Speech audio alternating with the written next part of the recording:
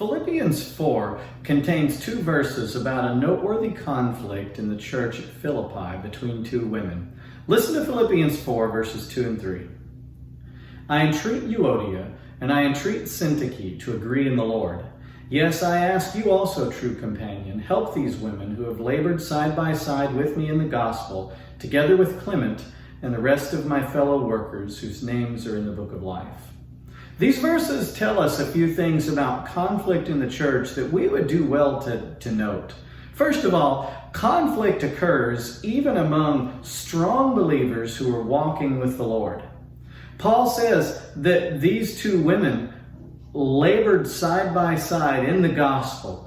They were committed believers working to build the church, and yet they had conflict. These verses also tell us that when conflict occurs, it takes work to resolve the conflict. He told the Philippians that they needed to urge these two women to agree in the Lord. It would take coming together and work. And that is true in our church as well. When there is conflict, we're inclined to be passive and just hope it solves itself. But that's not how conflict works. It has to actively be resolved.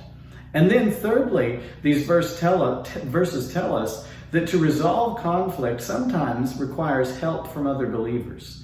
These were mature women who had a track record of advancing the gospel and focusing on the main thing.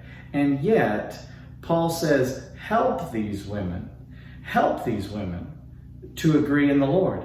When you see brothers and sisters that have some conflict within the church, realize that God might be calling you to be a peacemaker, to step in, to facilitate conversation, and help them to restore the unity of the fellowship.